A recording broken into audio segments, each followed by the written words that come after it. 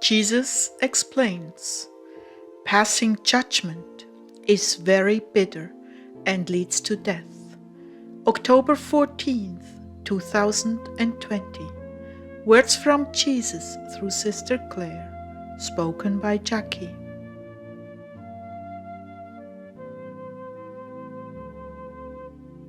Clare began, "My dear friends, please pray for me. I'm still struggling with my weakness.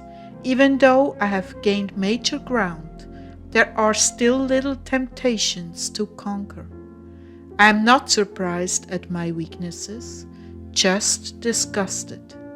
This is obviously something that will take quite a bit of time to conquer.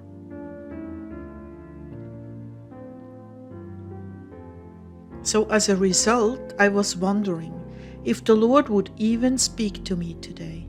I felt like He has given me so many graces, and like a naughty little girl, I still open myself to temptation. I feel like I've presumed on His mercy.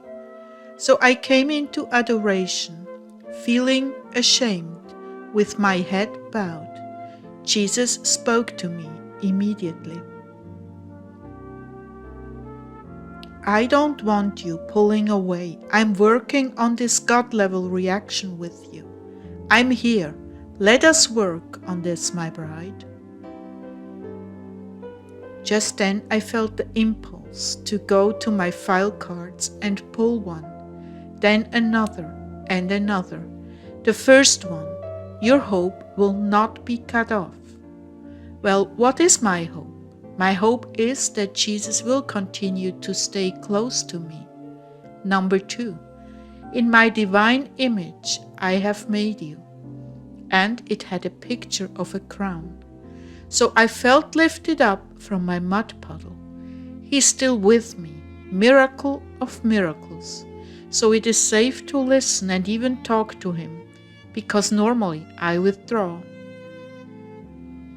Number 3, haven't you seen enough of yourself to convince you that you have no cause to raise yourself up to pass judgment on others?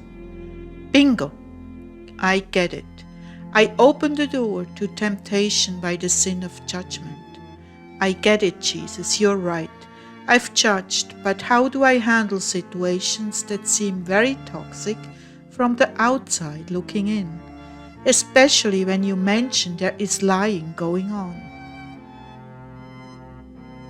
I expect you to come to me and ask me to reveal to you the details, and at the same time pray for them to be convicted. You are a mother, not a victim. All of you have some child in you, but your job is not to judge, but to encourage and lift up, admonish and stand beside the weaker ones. There is a certain edge of condemnation that accompanies judgment. That's where the sin lies. You are to see the sin but not judge, yet you have passed judgment on the sinner. That is why I must let you fall flat face down into your own mud puddle. See the sin, realize you are no better, and come to me for answers. If you do not get the answers you are looking for, be patient and supportive with the soul. In time, I will reveal much to you. Where most leaders go wrong is that they draw back their hand from a soul when I wish they would stay with them. I have never abandoned you, have I? Not that I know of. Well, you too must never abandon a soul. Continue to pray for them. It may take a whole lifetime, but your prayers will be part of my solution, both for your state of mind and for them. I do not wish to see seeds of bitterness in my brides. The flowers in the garden of your soul, which I have planted, are very delicate. Bitter roots grow into bitter trees. Bitter trees bear bitter fruit. which puts out a noxious odor that can wilt every flower in your garden. Once more, this is not a little plant, it is a tree, with roots that spread into every corner of the garden, and atop that are busty thorns that cast shadows, where instead there should be sunshine. Oh, do you see, Clare? Bitter, bitter, bitter is judgment, and it leads to death. It is a deadly poison that invades a garden and will, in time, cause every beautiful flower and fruit tree to wither. Is this what you want? No, Lord. Well, look at your garden, beloved.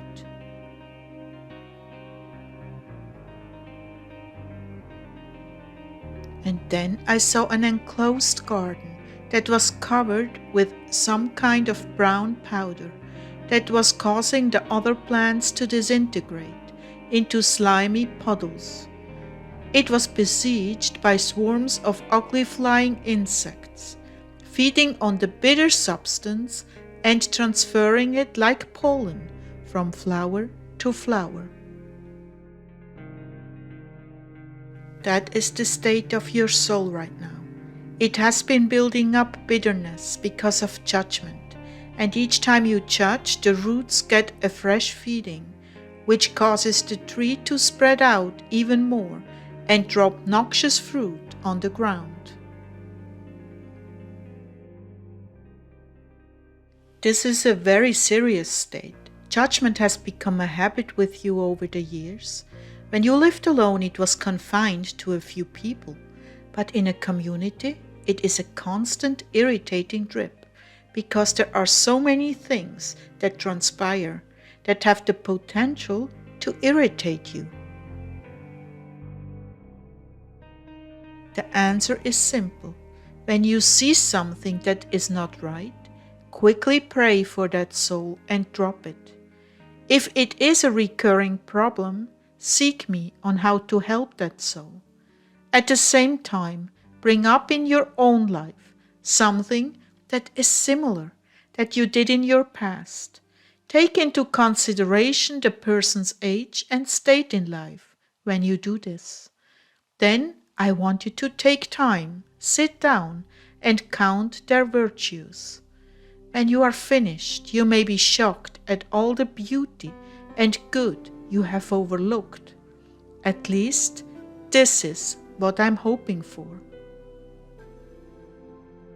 I'm not saying that you should tolerate sin, not at all. It does need to be addressed, but come to the soul as a sinner who has been helped by me to overcome their sins, and encourage the soul that with me nothing is impossible. As I sat here, looking at my garden, things began to perk up.